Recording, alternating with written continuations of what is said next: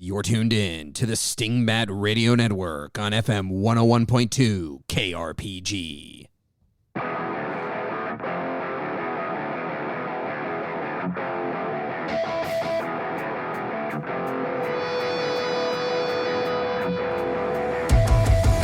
Welcome to Dungeon Master Diaries, a podcast about Shadowdark and other role-playing games where two GMs talk about their recent experiences at the table and hopefully give you something useful you can take to yours.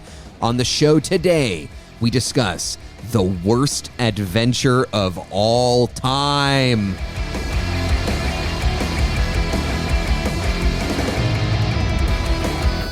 Hello there, sages and adventurers. My name is Matt, and with me, as always, is my good friend and GM colleague, Jody.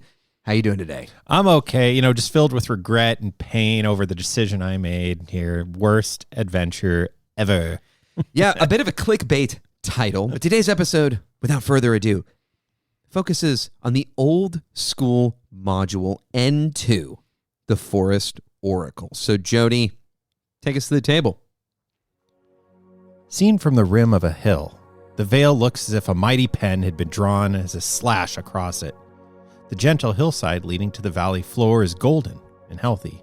The great old wood beyond the vale rises in autumn splendor, but the land between... As you move from the golden grass to the hillside of the blighted valley, you hesitate, wary of setting foot on the brown, wispy grass.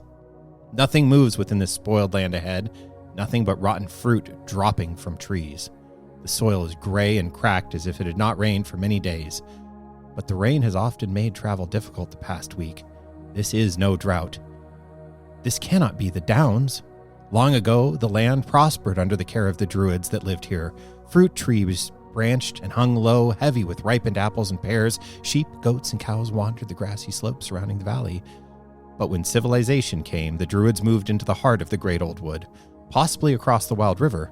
If the druids were here, they could prevent the crops and animals from dying. They could prevent the wildlife from disappearing. Help, for the land lies somewhere within the dark, ancient forest. Within the Forest Oracle of the Druids. Can you reach them in time to save the Downs? All right, Jody, that dramatic reading brought to you by... Who wrote that adventure, by the way? That's a great question. Carl Smith. Carl Smith. Yeah. All right, so let's get right to it. We alluded to it. Actually, we didn't allude to it. We literally just called it out. Why is this the worst adventure of all time, according to basically everyone? And then we'll get into your experience running it and see if you agree. Yeah, it's panned. I didn't know this when I set out to run it. I've had it in my collection of old school modules. This is AD&D module N2, following closely on the heels of the Cult of the Reptile God, a famous adventure that you've run a couple. I'm sorry, times. Jody. I do have to pause. Oh my God. The title, the full title of the adventure is N1, Against the Cult of the Reptile God. Yep. I will go and turn in my grognard card immediately. I have lost all credibility. Can you say, by the way, the name of the Naga at the end of the Cult of the Reptile God? Sorry, excuse me, Against the Cult of the Reptile God? No, and I've never played in it nor run it. So incredible. Well, I have run it twice and still can't pronounce the name of that Naga. So write in, listeners. There it is. At us for the nonsense that is that name. Anyways. So when it came out, and in the many, many, many years since the halcyon days of, I believe, 1984 was the old drop on this fabulous little piece of writing, it's not been well received. The Forest Oracle module, as it's called, it's panned for a variety of reasons. Here's a clip from, and I won't disclose because I don't want anybody sending ats. Despite this, Carl Smith's AD&D module, The Forest Oracle, released during the first few years of the new era, possesses none of the hallmarks of being a worthy adventure. Instead, by turns, mundane, nonsensical, and worst of all, dull. Yeah, it is panned for a variety of reasons, being hyperlinear, being uncreative, having just nonsense in it. Long story short, I'm going to quick summary of the adventure. I feel like on these things, the statute of limitations on spoilers has somewhat run out in the last, 40 whatever years. So The adventurers arrive in a small town. The town, as the dramatic reading at the beginning kind of alludes to, is on the edge of this valley, on the edge of a great wood, and the valley is desolate. Everything is died. You get there, you meet a lovely old mage who says, "Oh, adventurers from the outside world, would you possibly go into the great old woods and find the forest oracle with the council of druids and see if they can help us because everything's dying?" And this mage is super old, which lends itself to going, "Come, gather by the fire. I'm an old man and feel bad for me and don't be jerks." Now, could the adventurers go, "Man, sucks for you guys. Well, got somewhere to be." They could, if they were uncaring, players breaking the sacred rule of like, the GM's provided you an adventure hook. Take the freaking hook. This is the adventure showed up. Would you like to play D&D tonight? Yeah. Situation. So. And if they say no, you bust out a high quality game of Isle of Skye or Carcassonne, and you say, "We'll get back together in a few weeks and I'll have something else for you." It's a town that's down on its luck and everything's died, and the old guy has a kind of janky-ish map, and he tells you generally where you need to go. You follow the road north, and then you cut through the woods for a few days, and you get to the mountains, and you go under the mountains, and you come out the other side, and the druids are out there in the woods somewhere. Go find them, and they'll help us out. And that's the adventure, and off you go, and you do this thing, and you have adventures along the way and experience things. To me, I had 2 days. That's what I set aside. I said I want to play for 2 days and just really like cram a whole thing into 2 days. So we got together day one, made characters, played through a big chunk of travel, got together day two and wrapped the thing up and called it a day. Continue to learn about my own pacing and continue to grow in that as a GM as I frittered away some time that I wish I hadn't. But we had a good time, I think, and it reached the conclusion it needed to reach, and a story was had. And I don't know, I genuinely don't understand the hate. It's panned again for its linearity is its main fault, is that there is a clear objective and you follow the road through the woods, these old woods. You follow the road, and at the end of the road, there you go. And there's not a million branches to go off on strange tangents. Yeah, I don't know. I mean, we've talked about this ad nauseum. We probably will continue to talk about it ad nauseum because it won't go away in the kind of cultural, cultural vernacular, the railroading question and the railroading misapplication of the term railroading. But I don't know. I'm pretty susceptible to feeling the pangs of railroading. And I actually really enjoyed the just being able to sit back, relax, play for 12 hours, because you left that out. We played for 6 hours a day over the course of 2 days, 12 hours of D&D over 2 days. Pretty stoked on that. I can't be bothered by this conversation anymore, at least in our group, because I know what I'm signing up for when I play with you, Jody. Like, if you say we're playing a module, I'm like, great.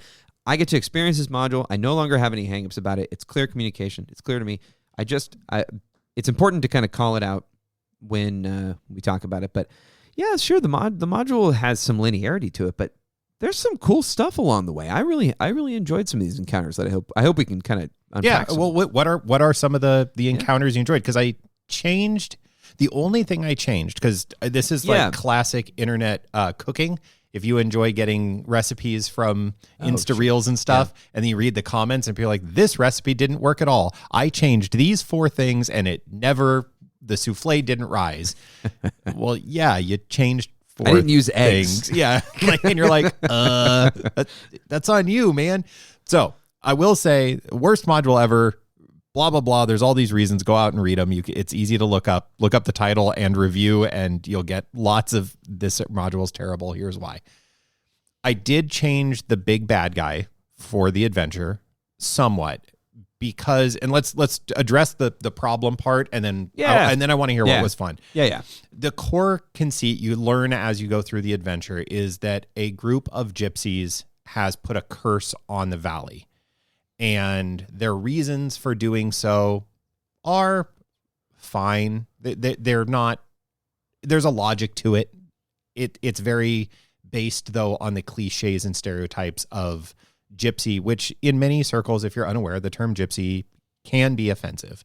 It is a nuanced and complicated term that can be used to cast, really unhealthy, unpleasant stereotypes, or it is a term by the Romani people that they use to describe themselves. So take that with what you will. And in a fantasy setting, well, that gets very complicated now when we're just using. If we that can term as a choose generic. what we do and don't want in our game, sometimes complicated stuff. If it's there to be complicated in the game, great. If it's there to just be a stand-in for stereotypes, and that's what this kind of seems like it was, maybe ditch it. So I ditched it. And I went, okay, what else could cast a really gnarly curse on this valley that makes it rot and decay?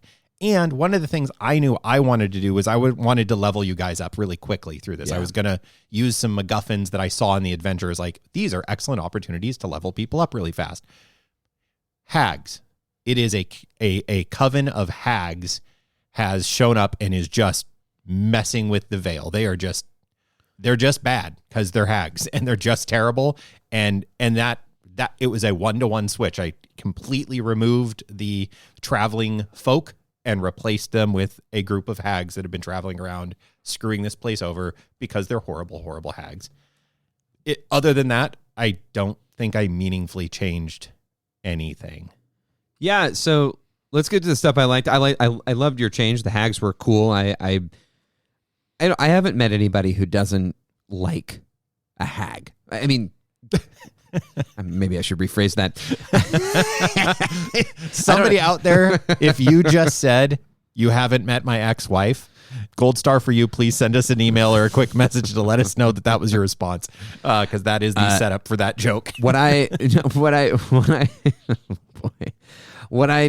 meant to say was that they are a classic fantasy monster that offers so many fun opportunities to mess around. So love the hags. I think the thing that I liked the most that I want to talk a little bit about was the lake. Mm-hmm.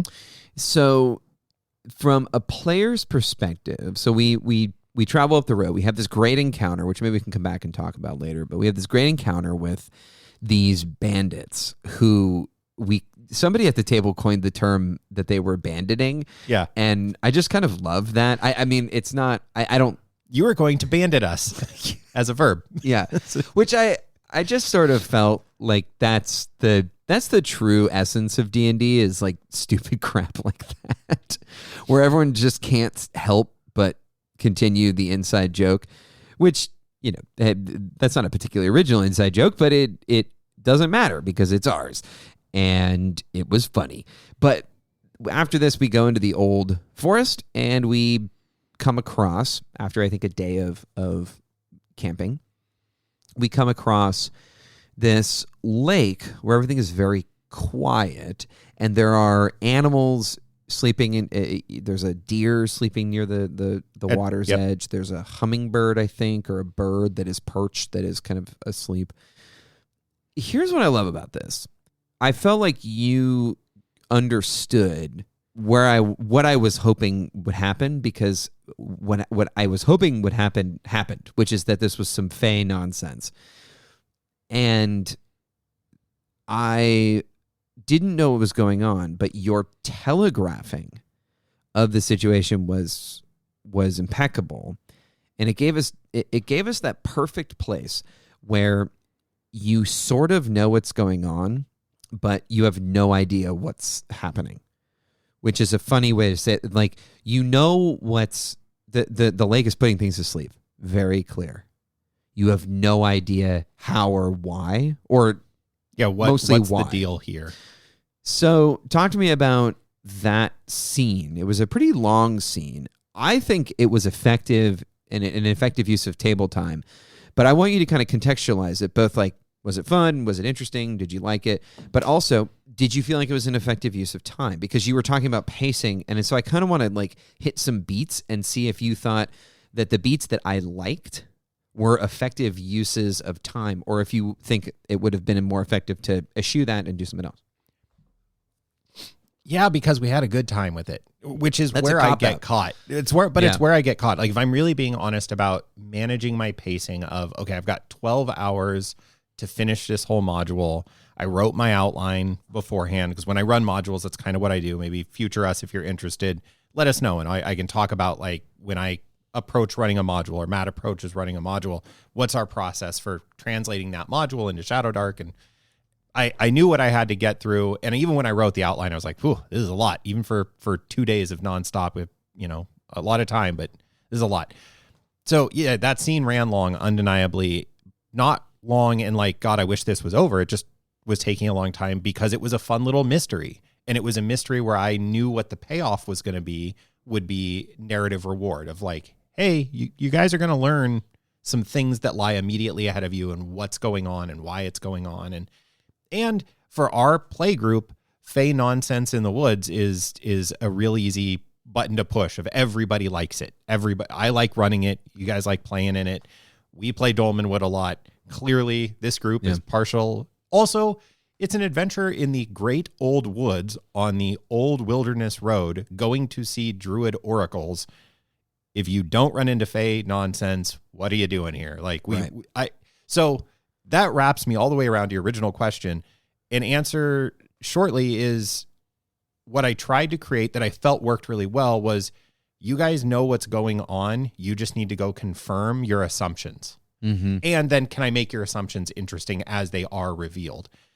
So do you want to highlight the deer by the road's edge is the trigger for that adventure that you could walk past and be like, weird, quiet lake, deer sleeping, weird. Okay, moving on. And then, yeah, you slowly reveal there's a little cottage and a sleeping guy and then a girl. And turns out the girl is the Fey Nonsense. And she has cast a spell that has gotten away from her. And it's like, oh, I don't know why. So I did have to supply the why.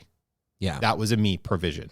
It was a very small jump to make said provision that there's like later there's this magic MacGuffin. Okay, something happened that was bad with the magic MacGuffin. It affected this spot too. Sure, why not? It's magic. It's magic, and magic went weird, and now she's like trying to figure stuff out. Yeah, I enjoyed that scene a ton. Also, it's an image of a mountain forest lake, and you come across, and it's pristine and quiet. Like that's always going to get me. For anybody who's been spending any time outdoors, and if you've lived in that moment, it's both beautiful and eerie. Yeah, I mean, I think what I love about, and I want to transition. I don't want to stop talking about this, but I do want to kind of put it in a broader context of like, this was a scene that took place during many, many days of travel, which I think was your want, was to try and develop a system for travel or run a module in which we were going to have to do quote unquote hex travel. Yeah. And lean into the rules as written Shadowdark, or pretty close to the rules as written Shadowdark rules about camping. And what would travel look like in a game where you have limited gear slots. And I'm telling you up front, it's days to get to this place. Right. You're going to need 3 torches a night or to go look for campfire wood, which is risky. How are you going to provision to do that? And I wanted to see that play out. So let me ask you 2 things about this, because first of all, you used the crawling clock. Mm-hmm. And I want to kind of follow up on that. So how did you do that? And number 2, I really enjoyed the overland travel. I thought it was great. I thought that that's high praise for anybody who's listened for a while. They'll know that's I thought it was really cool. I just love encounters. Like I love a random wilderness encounter, and I want to give you an opportunity to answer this, but because I think it's important. But I really want to just call out that wilderness, just random encounters in general, don't have to be combat. And we had a number of random encounters, some that weren't random, some that were placed encounters, the lake. Right. But we also had this bandit encounter, which ended up not being a combat. We ended up kind of talking them down and having this whole conversation. And we had a quote-unquote combat with some sturges that basically just ended immediately because somebody rolled like 2 natural 20s. Yeah.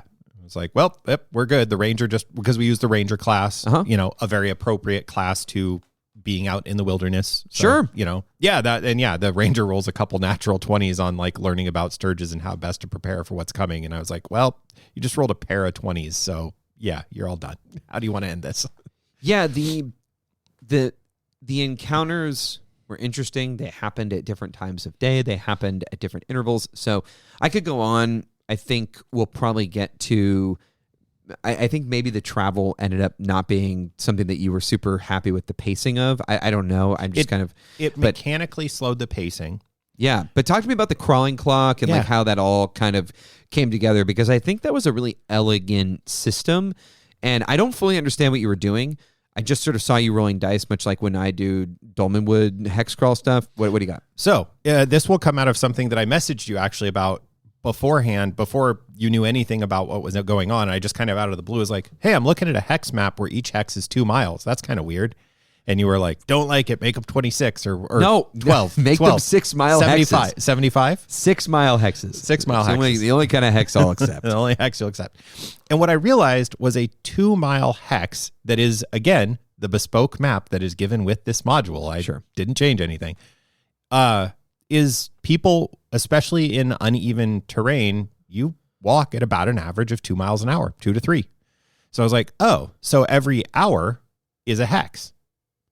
Okay, well, you can get through 8 hexes a day. You can walk for 8 hours a day is a reasonable walk time, and that actually aligns pretty well with, Matt's like maximum walking distance feelings. I don't think I didn't see you accommodating my weird idiosyncrasies. Well, again, it was a serendipity, and I went, well, then if I use our crawling clock and I roll a D6 every hour, with the understanding of if you roll a 6, they explode and you roll again, it will create an interesting pattern for when do encounters happen. And every time I hit 0, I roll on the random encounter table. And again, random encounter, not random combat or wandering monster. Right. There were monsters in there. The Sturges were supposed to attack you guys. You just said no. The hags showed up, and I was like, what's this going to work like at this point? And was really interesting. And the elf ranger almost just wandered off to go back home with one of the hags, which would have been, probably bad. That's all it was every hex, because they were 2 mile hexes. I just rolled a D6 and it allowed for a rolling thing. And then when you guys went to watch, each shift of watch continued the crawling clock. Right. And then every time it hit 0, wherever we would be at in the day, that's when I would trigger an event. It really, I think, it made no sense time-wise, right? Like there's no connection to, because your watches are longer than an hour. So, But what I loved about it was it just made sense, and it offloaded a huge portion of 2 things. First, it offloaded the decision-making on random encounters, right? Like roll a D6 per hex, per day, per whatever. And it also ensured that, like you said, you had this interesting pattern of when encounters would happen. And it also ensured that we had encounters along the way. Like, I think there's a lot of missed opportunity when doing overland travel for interesting random encounters, because they always end up just being wandering monsters, or players end up just not wanting to engage, because if you roll a near or far encounter and the players can skirt the edge of it and sneak around it or whatever, of course they're going to. They're trying to get from point A to point B, and there's something in their way. They're going to try and avoid it and spend as few resources as possible, etc. It's not like they're in a dungeon where they have to go through this room in order to get to the next room, or in order to get to their quarry or whatever. Right. So I don't know. I really thought that this very grounded feeling that I had about traveling was there was a lot to do with your choice of using the crawling clock. Again, even though it made no temporal sense, it ended up creating situations where we all understood what was happening. When I said I didn't understand what was happening, it was kind of just in the margins. I understood, generally speaking, you'd roll a fistful of dice and then it would hit 0 and then we'd have an encounter, right? Like, boom. But what I appreciated was, especially at night or whenever you would kind of let us know that it's likely there's going to be an encounter, or we'd kind of, I don't know. I found it to be very useful. Really cool moment where you guys actually needed a good night's sleep for, I don't remember why, but you guys needed the night's rest to recover. And it was actually really interesting of where the crawling clock was at. And I was like, okay, well, there's 3 shifts and we're going to roll these 3. And if I roll too high, you'll have an encounter and it could screw up your rest, or maybe I roll low and it's fine. I think it ended on 1. Like you knew in the morning something's going down, but we got our night's rest, which was like, oh, that was kind of fun and interesting. I'm looking back. So the map for this adventure has 3 distinct regions. There's the Western Woods where you first arrive and you go past the Quiet Lake, the Dragon's Teeth Mountains, which are you cut under the mountains, real Mines of Moria kind of thing, which I think is cool. Very cool. Love playing to a cliche. And then the Eastern Woods, which you have to travel through to get out to the oracles and then make your way back through a new path to the Vale and to the Downs to save folks.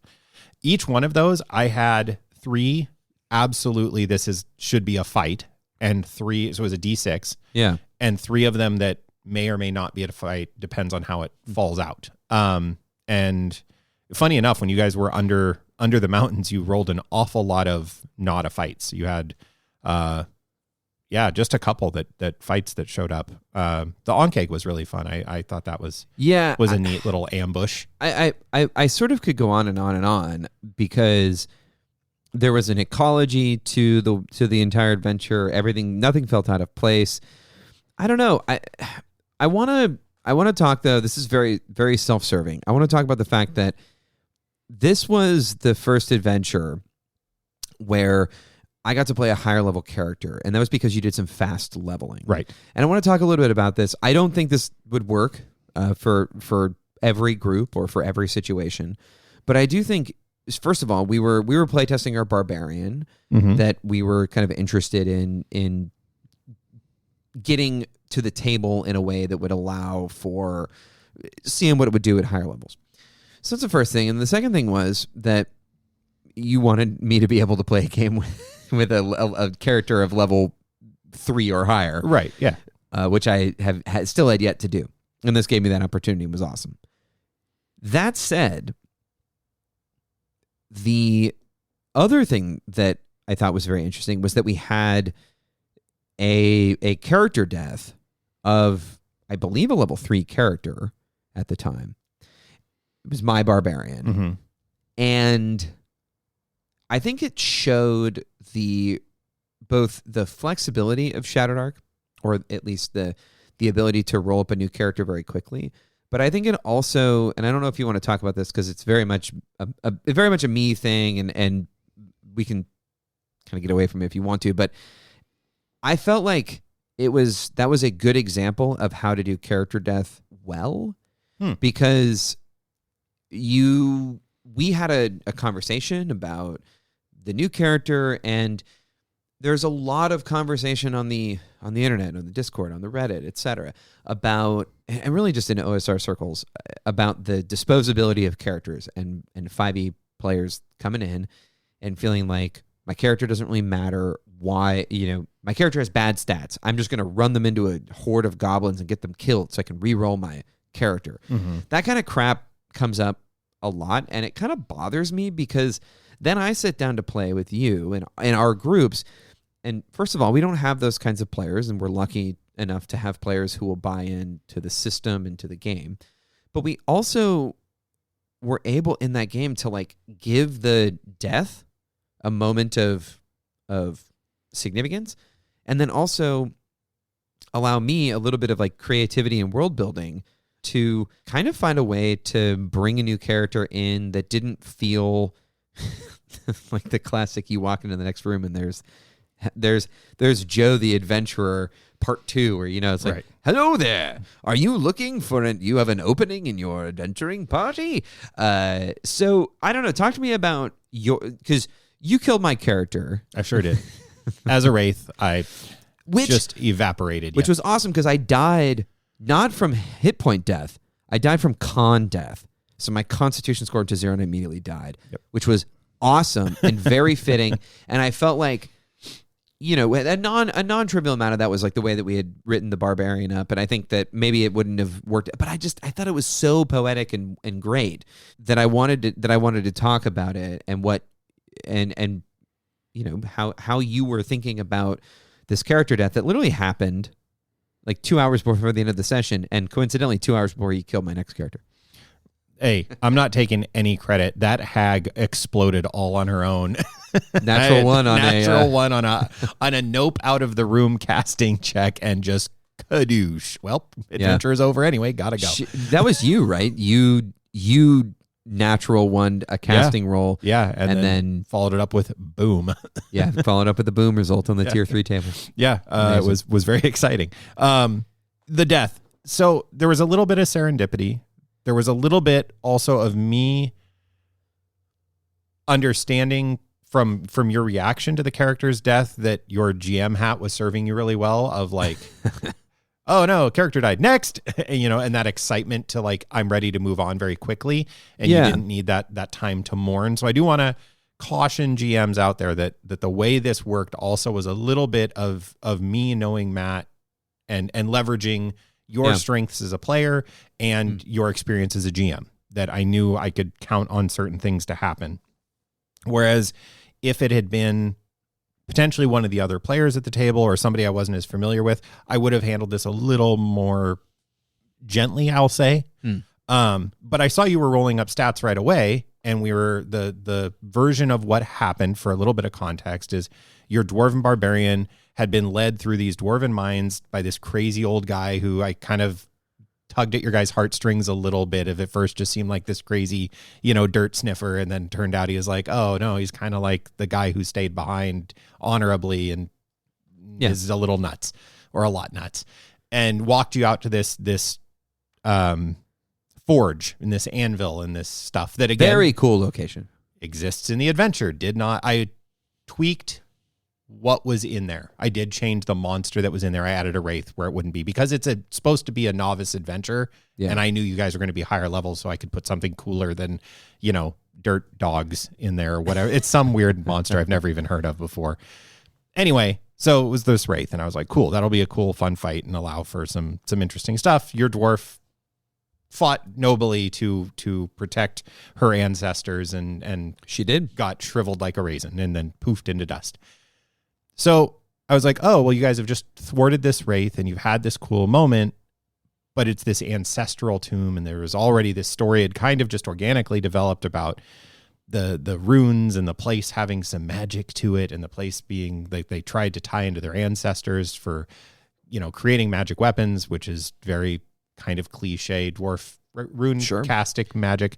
We dug too deep. And yeah. I mean, I literally think I got to say they dug too deep and too greedily at one point. I was like, again, it's these, when you can play into players' expectations, that's great, because it saves a ton of discussion time, and then let them flesh out, well, how is this different though? How is this not just a Lord of the Rings ripoff?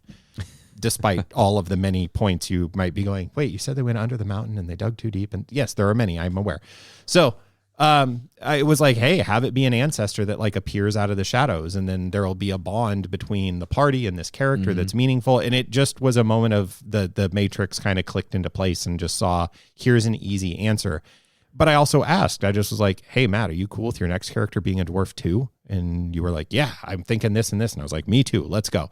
If you'd been like, no, I definitely don't want to play another dwarf, okay, I would have had to come up with something else. It would have been weird if suddenly, some elf comes walking out of the shadows and is like, hello, I was part of the spirit matrix that was in the... weird, but right, like that would have felt really forced. So it was a little bit of playing into what looked like a direction you were comfortable with and that you'd enjoyed playing. It was a little bit of a way to bridge the gap and just, playing in a space that I felt really comfortable, and I could see you as a player were comfortable. Yeah, I was pretty comfortable with it, and I was bummed that character. I really liked that character, and was having a lot of fun with playing her. And I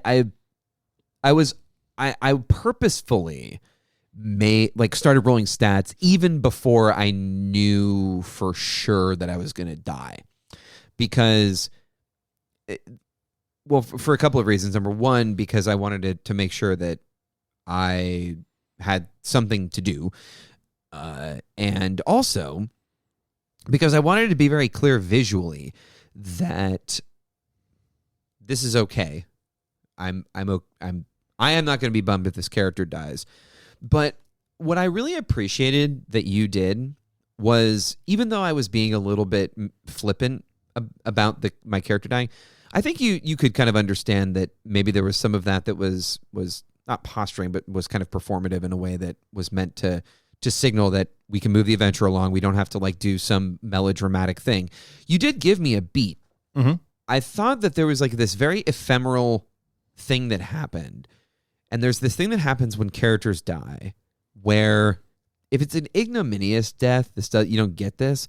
But this was a cool death. It was I had already gone down, I had been healed, and I got back up and literally with one hit point leaped back in and basically knew that if I got hit, which I was almost certainly going to be hit at least once, if not 3 times by this wraith, that I would almost certainly be dead.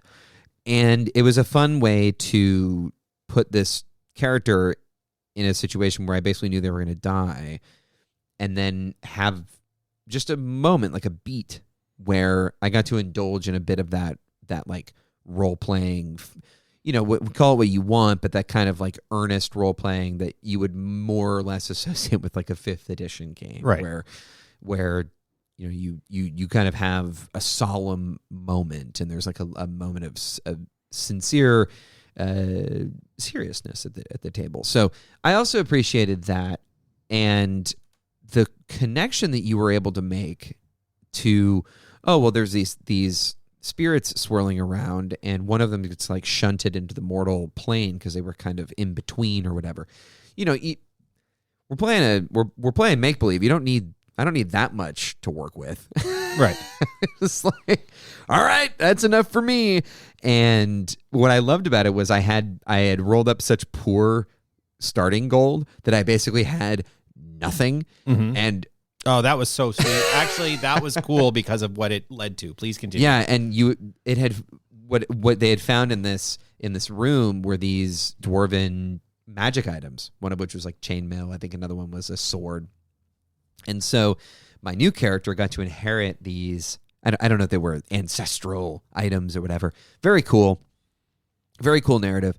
I just wanted to call attention to it because even though I think we can sometimes get too caught up in the character backstories and stuff like that, I think we can also swing the pendulum way too far back the other direction to character death being this scorecard where racking up character deaths is somehow a way to like prove your OSR bona fides, and neither of those are particularly fun. I don't think the 5-page backstory for me is always fun. Certainly not in a Shadowdark game, but also the characters constantly dying isn't fun for me either when I'm running or playing. And I just felt like you were able to strike the perfect balance of time and attention given to this character who had only been around per the real time, like a day and a half. Right. But also give it weight and ground this new character in the fiction of the world. I don't know. I just wanted to call attention to that because I thought it was a very deft GMing kind of jujitsu that I had a lot of potential energy, right, stored up in this new character, but nowhere to put it. Mm-hmm. And you gave me, you like created a situation where, I was like a stream of water going downhill kind of circuitously, and you gave me just like a chute to just kind of throw all of that energy down. And it felt really good to have that question answered, or to have somebody else step in and give me a really cool role play backstory kind of a moment. So I just thought that was really fun. Right on. I'm glad it played so well, and thank you for playing along like that. That was, you were saying the GM jujitsu and the moving of energies and all that, but I mean it's got to go both ways, and and I think as GMs it just takes reps, and you've done this plenty of times at our teacher game of seeing where somebody's at and going like, oh, this person's really invested in this moment. How do I reward that without going, I'm throwing gold pieces at you or something silly, and go, hey, there's a story beat you're wanting to see here, or you're looking for one. Let's give you something. I want to stick with that scene for a minute because I mentioned my only real regret of this whole thing. I think the Forest Oracle is an outstanding, I'm going to just spoiler if you hadn't figured it out already. I think this adventure is outstanding, and I don't understand the hate. I'm also realizing how many teeny tiny little things I did change along the way. Right. But that's also, if you're not doing that when you're running modules and you are looking for a script, that's also, I'm like, wow, that's really hard. Like, not even judging you other than just saying, man, if when you look at a module as a listener or a GM or whatever, and you treat that as a as written in stone script that you're following, it's going to be very, very difficult to make that work and sing, which is why I love these old schooly modules. Is there's not a ton there. So it's kind of begging you to, I was remembering about the water pool, the quenching pool. That's not in the module. I just thought it looked neat because I had a toy that looked neat and I set it down. And then you guys were, struggling and were really interested in that. So I was like, have it do something. Sure. Why not? It's a clear, still pool. There's some ghost lore there. Yeah, that's an easy 1-to-1. Go, it does. So yeah, that was cool. But so upon the death and the emergence of your new character, I knew pacing wise, there is an entire orc fort between you and just getting out of this cave. I have to do something to get past that because that's going to take time to resolve that I don't have now. So I did it like teleportation. Ghost explodes. You guys explode. You're now outside. There's a stalagmite, sticking up out of the ground, but outside. And I went to some length to describe this, that there's like a stalagmite outside past this river, past this, making it clear based on the map you had that you've been flung outside, and worked in some elven-y nonsense that is in the module. Some of the elven-y nonsense that came up didn't nice. add. It is very Mines of Moria, but I'm like, that's cool. It's its own little D&D Mines of Moria thing. Mm-hmm. So pacing wise, this is a thing I do. And I'm curious if this is, I've talked on the show before about when I run, I like to, and when I play, I like to feel the dirt on my fingers. I like to smell the air. I like to really feel like I'm there, not all the time, because that would be tedious.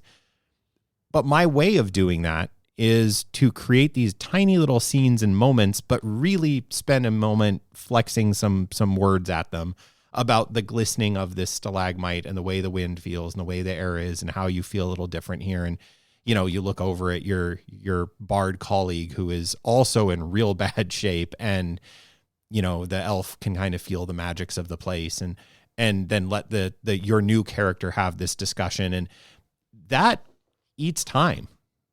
Like, to do that just eats table time, so I find that's part of what I'm struggling with, is knowing that the time it took to describe and interact with the old crazy dwarf in the mines, was that good at moving us forward on the plot? No.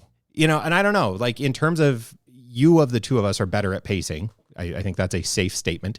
And I know that's where I lose a lot of time, and I don't manage my time as well as I need to. But also that scene was dependent on a bunch of narrative description to let you guys really feel like you're there to make informed decisions or character decisions.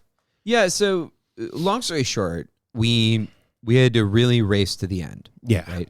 Which I think was, well, it was fine with me. I didn't have a problem with it.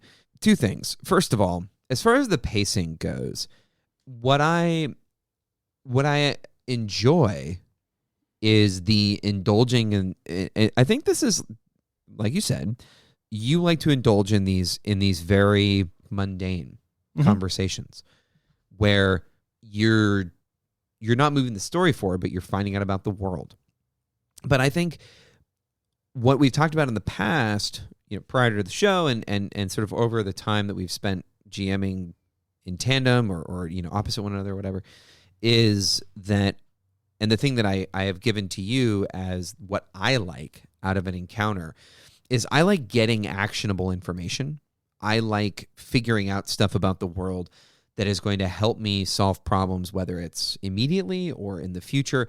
But what I like is when we finish an encounter, I don't just feel like I had a mundane encounter that was just there, but that there was a purpose to it. And I think what those encounters, at least from my perspective, they all had a purpose.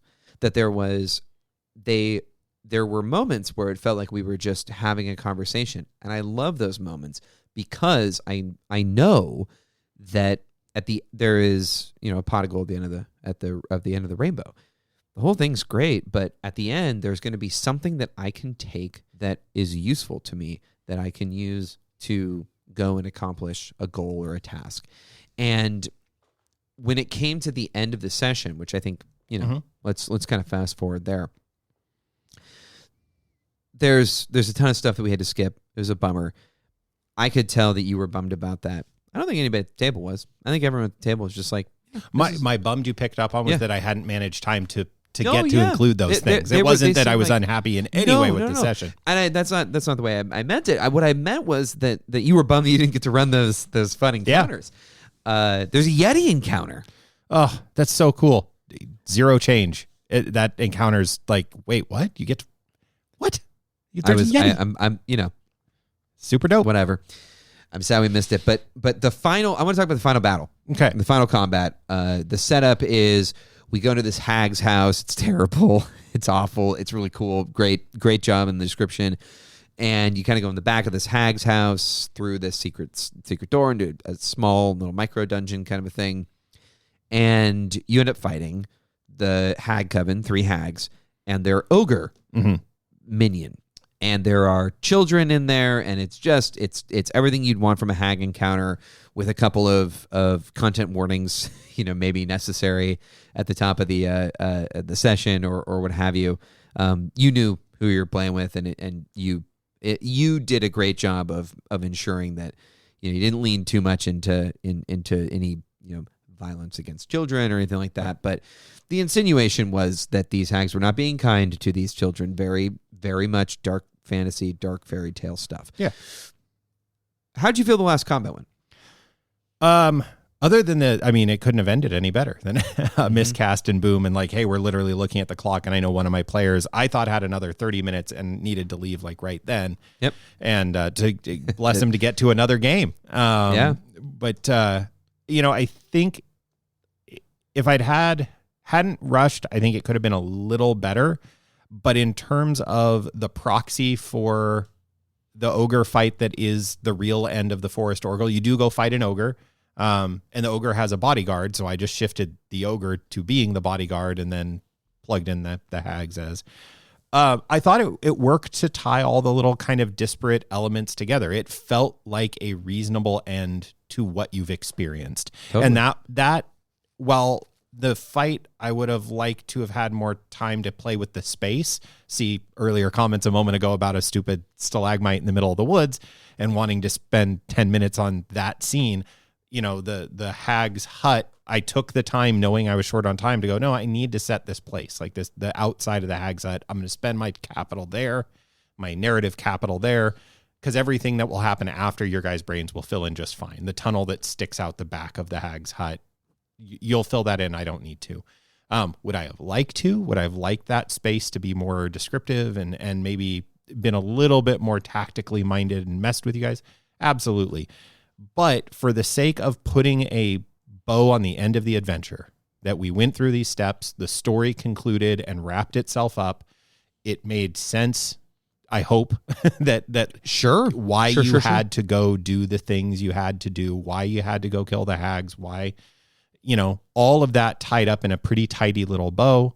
And then, the dice got to tell an exciting but abrupt story. And when the last hag sank into the back of the cave in an explosion and took a couple characters with it. Took a couple, and sadly, the children with her, but true. Left the character who actually had the antidote from the druids and the elf were both left standing there going, welp, I guess that's that then, and went back to town. And my follow-up thank you email was, hey, friends lost on the way, but the life returns to the downs and the Vale continues on. And so in terms of ending, yes, missing the whole goblin orc fight dynamic is really fun. Skipping the Yeti encounter that doesn't move the story forward at all. It's just a cool encounter was a bummer. Those things were a bummer to skip, and it would have been nice to spend a little more time with a little more mud and dirt on our feet. But ultimately, felt like the end crafted there was satisfying. And I'll go back to where we started at the top about the reviews knock this article.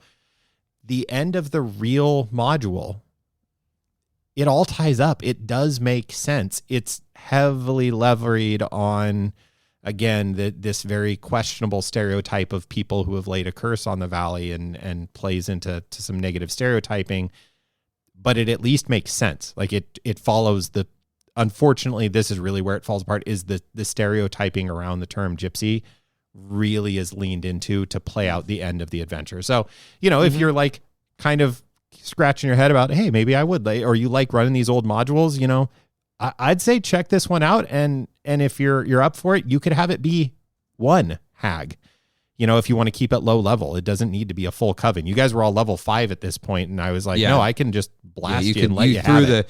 Through the kitchen sink at us, and we, it was great. It was a great fight. I don't know what your thoughts were other than it was rushed, but but it for me was pretty satisfying. It checked the boxes I needed to check. I thought the last combat was great, Jody. I thought that you did a great job. I know that you were bummed that you kind of tactically misplayed a little bit of the hags. This is a wheeled hag, I believe. They're like drink pain and claw attacks and shape changing. No, I guess not shape changing, but they're drink pain specifically being a way for them to regain HP. I didn't notice it. I think unless you would have said anything about it, nobody would have noticed. It was awesome because we were level 5. You could really kind of just lay into us, and we could take a lot of hefty beatings. I think ultimately the ending was exactly what you said. It was perfect. The dice told the story. So with that, we're going to take a quick break, hear from a sponsor, and then wrap this thing up. In the Shadowdark, knowledge is power, and your greatest weapon is staying unseen. Whether you're sneaking past ancient wards or evading a rival's scrying crystal, keeping your whereabouts hidden can mean the difference between life and an untimely end. That is where Ord VPN comes in. With Ord VPN's patented anti-scrying veil, you can cloak your true location from even the most powerful diviners. No wizard's orb, enchanted mirrors, or rival guilds' prying eyes will ever know where you are or where you've been. Just a few of Ord VPN's features include their arcane cloaking. Masks your aura, making it impossible for scrying spells to pinpoint your location. The divination disruption, blocking hostile magics from tracking your movements through the ethereal channels and planes. And cross-region access. You can bypass kingdom-level firewalls and access restricted knowledge from any guild, temple, or tower, perhaps throwing back at them what they were trying to do to you. Right now, use the secret code DMD to receive 3 bonus moons of Ord VPN. That's right. If you use DMD, you will receive 3 additional moons worth of protection. Don't let scrying spells make you an easy target. Arm yourself with Ord VPN today, because in the Shadowdark, secrecy is survival. All right, let us bring this topic into the light with some core takeaways. Jody, we're going to start with you. All right. Lean into those player expectations is my top one. A lot of what we talked about today, is going under a dwarven mine, under a mountain, and then finding an ancient hall with dead dwarves and ghostly spirits. Yeah, it's cliche. We all know it. We all know what's there. Do it anyway. It's fun. Let the players go, I bet it's this, and then have it be that, and then get them afterwards. But it just, player expectations. It saves you a ton of time, and rarely will people be less happy for it. So that's my first one. So my first one is indulge in the stuff that you like. Jody, it is okay if you like those scenes that are mundane and just kind of make you feel like the world is lived in. That is okay. And I think as long as the table knows what's going on and knows what kind of game it is, indulge in the stuff that you like. And maybe, if you can, throw in some things that your players are going to like in there as well. But Jody, I like those scenes. I like what you're doing. Keep going. Thanks, buddy. Keep doing voices. I not like you have a choice anymore. All right. My final little takeaway from this that I'd give out to you as a listener as something to like, hey, think about this. Don't be afraid to try out new things as a GM. For this one, overland travel and how I wanted to handle that. I tried a bunch of new mechanics that we talked about of integrating our crawling clock in an interesting way and really actually monitoring the hours of the days and hex spaces travel. It's not usually how I do. Tried that. It was a 2-day time limit. We were going to play 2 days back to back. I got 12 hours to knock out this whole session. Not super successful, but I'm stoked I tried it and had some really valuable learning as a GM from doing that. And we threw some new classes in here. We are prototyping our own barbarian class. It's not ready for prime time yet, so you won't be seeing it soon, but maybe we will in the future. I did post a copy of it to the Discord. Never mind, just get on the Discord. It's right there for you. It was in the general chat. I just threw it up, and then a bunch of people gave me feedback that it was unsolicited, but it was welcome. So all right, so that's it though. Is look for new things to integrate into your game. Give yourself new stuff to try and build out that bag of tricks in that way. Matt, close us out. All right, so my last one is don't listen to the haters. And this was considered the worst adventure of all time. Is it a great adventure? I don't know. And I don't really care. I had fun playing it. Jody, you had a fun time running it. Everybody else at the table enjoyed it. Did it take some work to make it into whatever it was when we were? Sure. Every adventure is going to take some work, especially these old adventures. So don't listen to the haters. Dig into those archives. And this way, you can guarantee that no one at your table has played it. Truth. Hey. Nobody knew the Forest Oracle? What? All right, friends, as the torchlight grows dim, we hope you were able to find something useful in our discussion today that you can take into a future game. If you have any questions or unique experience from your table that you'd like us to discuss in a future episode, head on over to the Dungeon Master Diaries thread on the Shadow Dark Discord channel. Look for links to any materials we referenced in this episode on that thread or in the show notes. If you'd like to reach out to us directly, you can find Jody on the Shadow Dark Facebook page under the handle Pezman, and you can message Matt via Discord using the handle SCMatt. Until next time, later, nerds! Dungeon Master Diaries is a production of the Stingbat Radio Network. It is produced by Jody Kropholler and edited by Matt Bruner. Our intro and outro music is composed by Christian Schuster. Dungeon Master Diaries is an independent production and is not affiliated or associated. Well, I guess loosely associated with the Arcane Library, LLC. Shadow Dark RPG is a product of the Arcane Library. Copyright 2023. For legal purposes, we are not associated if that's a legal thing. Okay, bye.